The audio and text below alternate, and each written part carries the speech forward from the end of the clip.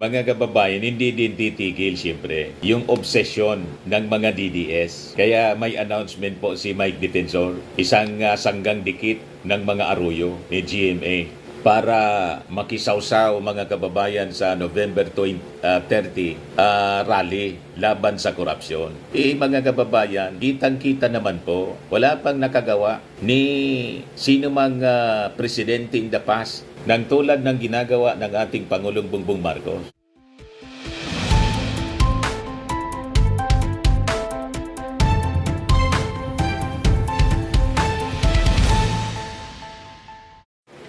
Hello po mga kababayan, si Dante Maravillas. O yung November 30 rally laban sa korupsyon mga kababayan. Gustong i-hijack ng mga DDS. Gustong makisawsaw. No, ito yung post ni Mike Defensor, mga kababayan. Kahapon to. There are those who are enraged by corruption but still want BBM to stay. There are those who want everyone to resign, collapse the entire government, and replace it with the communist system. What we are saying is simple and grounded in facts. This systemic, unparalleled, and organized corruption is driven by a trio led by one man, the President himself. Join us at EDSA Ortigas, November 30, 2025, 2 p.m. A peaceful civic action calling for President Marcos' resignation in light of widespread corruption. Tama na, sobra na, wakasan na. BBM resign. BBM resign laban sa korupsyon. Sabi ko sa inyo, hindi sila titigil at lalo pa nilang papaigtingin ito. Lalo't na-reject, na-deny mga kababayan yung interim release plea sa ICC po ni Digong. Gagatungan nila ito. Gagatungan nila yung damdamin ng mga supporters man lang po nila, hindi man po yung mga mamamayang Pilipino, yung mga DDS. Another attempt para iupo po si Sara Duterte. Huwag po tayong pauuto. Kaya tama itong sabi po ni post ni Tia Tan, isa pong social media influencer. Ayan sabi ni Tia Tan, she once prepared to be the DND secretary, did not happen. She prepared her barong dress after the pasabog of Saldico. She would take the oath daw kasi last week, according to her supporter. Did not happen. Now she is saying she's prepared to be president in case BBM resigns. Will never happen. Pero, mga kababayan, hindi din titigil siyempre yung obsesyon ng mga DDS. Kaya may announcement po si Mike Defensor, isang sanggang dikit ng mga aruyo ni GMA para makisawsaw mga kababayan sa November 30 rally laban sa korupsyon. Mga kababayan, kitang-kita naman po, wala pang nakagawa ni sino mang presidente in the past ng tulad ng ginagawa ng ating Pangulong Bongbong Marcos. Nakita ninyo? Kapon nga po, in-announce ng ating Pangulo yung progress sa laban sa korupsyon dito sa flood control mesh. Ito po. Sa inyong lahat. Ito po ay patuloy na aking pagre-report sa taong bayan tungkol sa mga development sa mga kaso hinggil sa mga flood control project na iskandalo. Ngayong araw, inatasan ko ang DOTR at saka yung CAAP na makipag-ugnayan sa mga kaibigan natin sa Malaysia at saka sa Singapore. Dahil ang mga pag-aari na helicopter at saka aeroplano ay mukhang doon tinatago ni Saldico. At nakarehistro po ito sa kanyang kumpanya na tinatawag ng Misbis Aviation and Development Corporation. Misibis po. Ngunit nagkaroon na ng freeze order ang AMLAC, kaya lahat ng galaw at disposisyon ng mga aircraft na ito ay lalong-lalo na ngayon ay ipinagbabawal. Dahil kailangan natin ipalaman sa lahat ng mga pugante, hindi pwedeng gamitin ang mga ari-arian na galing sa kaban ng bayan na tinakaw ninyo para tumakas o umiwas sa batas. You cannot steal from Filipino people and expect to hide or fly away on your private jets. You have the money to run. but you cannot outrun the Republic of the Philippines. Kaya kayo mga pugante, umuwi na kayo. Ang payo ko sa inyo, hindi na kayo turista.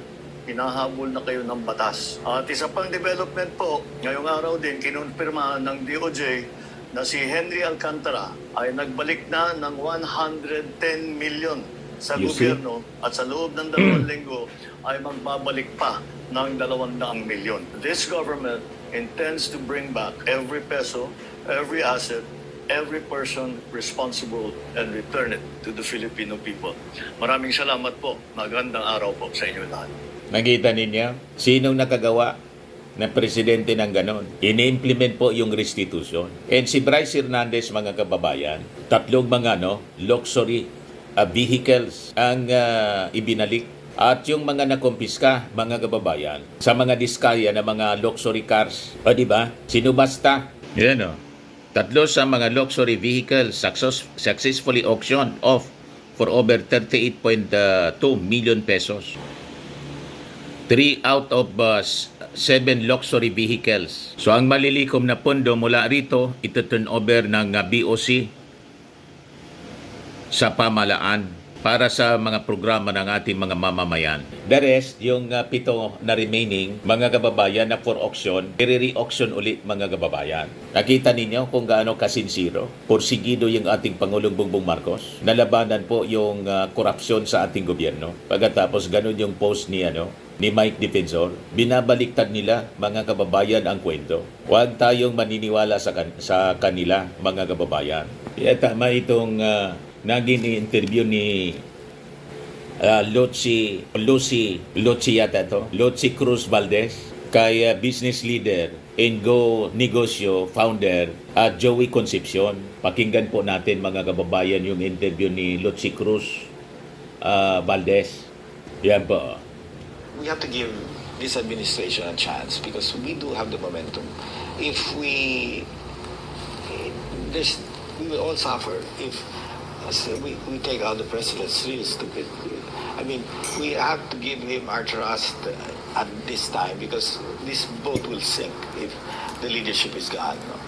And I don't think Lulubog President tayo, Marcos is mga kababayan, pag ginawa nila he's yan. bright, he's hardworking. He's malasakit to the Pinoys are there. And he has one, I've never seen Very first hardworking daw yung ating exposed Pangulo. and very simple. At, Yun helping naman the poor. talaga po ang totoo. Her clothes are just simple, no makeup, no. And sometimes when you're eating, she would get some of your food. So to me, that's a simple first lady. She dresses up, in the normal way that everybody. So that's the simplicity is there. Pati yung ating So, First Lady, sabi How niya, many more years do we have under Marcos? 2, 3. So he should finish his term. And to me, taking him out is the most stupid thing that will ever happen. And we will go straight down under the water. So That's your worst case. yes, and we should not. I believe that President Marcos is the right person. Remember, we came from the other side. I've been supporting him because I believe that he has the vision that is different. Sometimes the children do much dilawan better nito than po si Joey parents, Concepcion. May other side yung Duterte, no? Yes. Pero tingnan ninyo, So, sinusupport yung ating uh, Pangulo.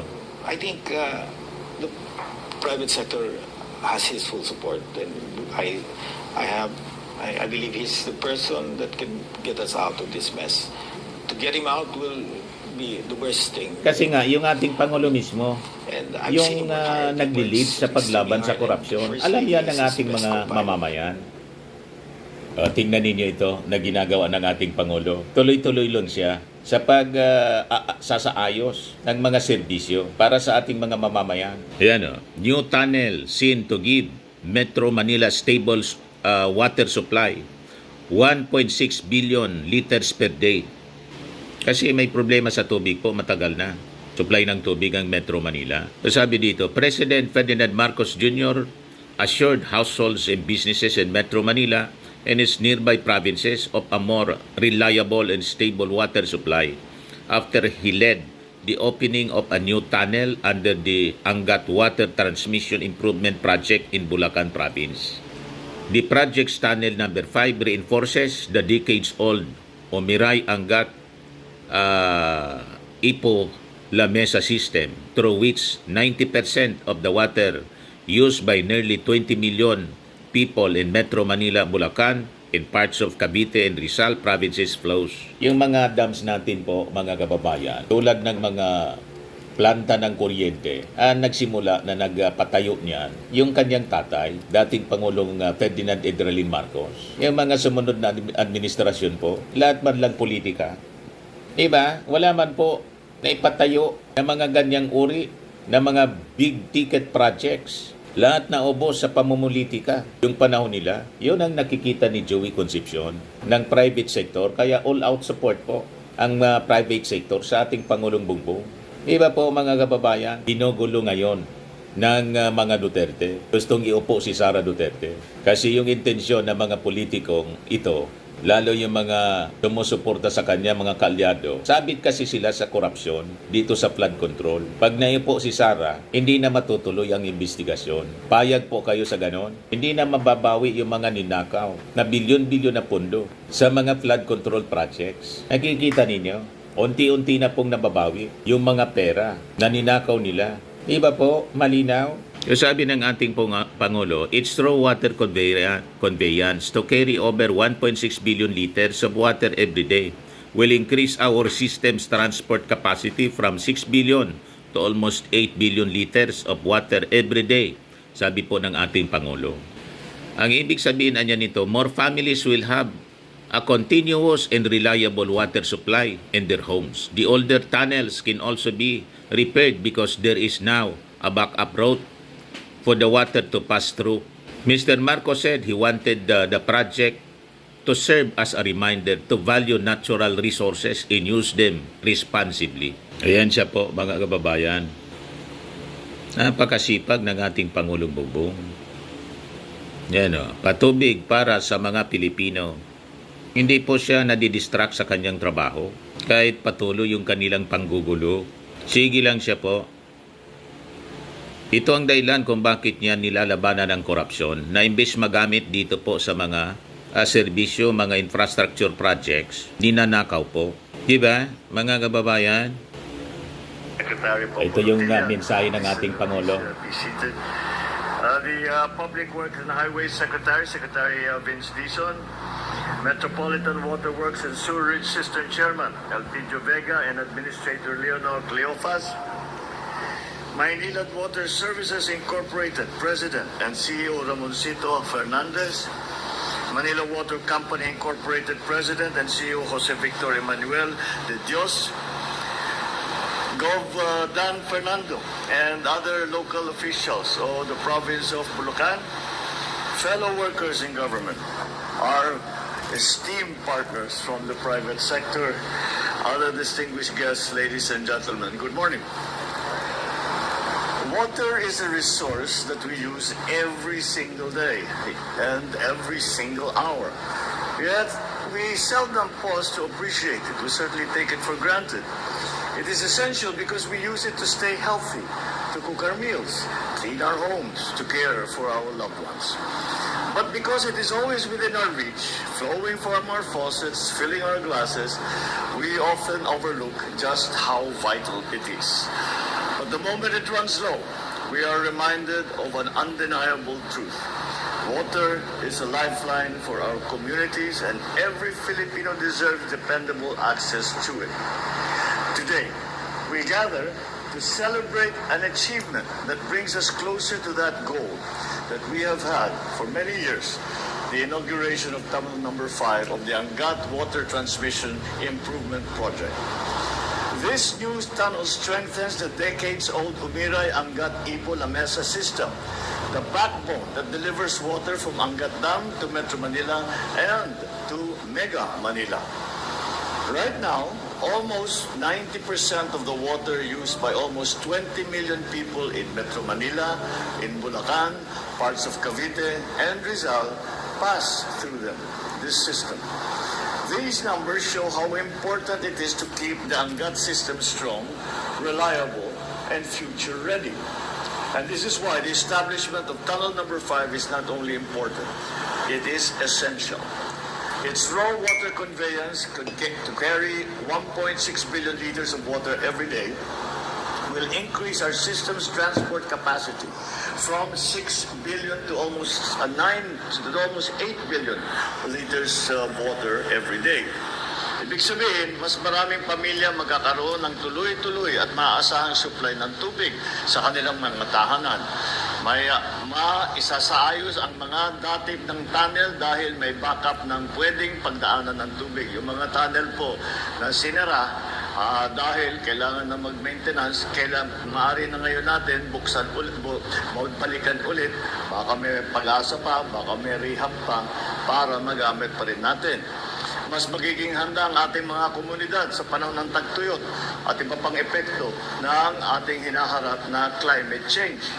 Mas nagiging matatag ang ating water system para bawat Pilipinong umaasa rito araw-araw. Lahat Of lang course, none serbisyo of this po. would have been possible Lahat trabaho, without the steadfast inaasikaso support ng of ating presidente. Maynila Water, our engineers, our workers, Tapos gusto and nilang everyone who guluhin. dedicated their skill and effort to this project. This project reminds us that we can accomplish what when the government and the private sector and the LGUs are anchored on a shared vision. Ladies and gentlemen, let this milestone encourage us to value the resources that we are blessed with. Use them responsibly and take part in building a more inclusive, sustainable future for everyone. Let us continue working together, government, private sector, and citizens alike, to shape a nation where progress is shared, where communities are empowered, and where our daily needs are truly met. Congratulations to all those who have put in the hard work and made the sacrifices to make today possible. Maraming salamat po. Mabuhay ang sambayan ng Pilipino, mabuhay ang bagong Pilipinas.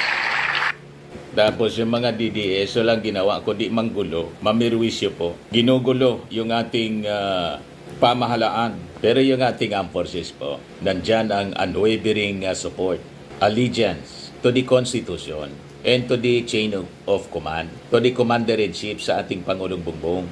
Ayan po. Our heartfelt appreciation, a simple thank you, may not fully capture the depth of our gratitude for your dedication and love for our soldier. But as our return, sir, we assure you that our soldier remain highly professional, disciplined, solid, united in purpose, and undivided in service to the nation. We reaffirm our pledge of unwavering allegiance to the flag, to the Constitution, and to the duly constituted authority, and that is you as our Commander-in-Chief, sir. Diba? And we always full adherence to the rule of law. We continue to advocate for the professionalization of our soldiers and fully support the government's campaign to end internal security challenges and defend our country and any external threats. We remain apolitical and fully committed to promoting unity among the Filipino people. Our beloved President, sir, our Commander-in-Chief, ang inyong kasundaluhan ay kasama nyo para sa tunay na pagbabago tungo sa isang bagong Pilipinas. Muli, welcome po sa ating lahat. Ayan lang po mga kababayan yung short video natin ngayon. Ako po si Dante Maravillas. Bye-bye. God bless.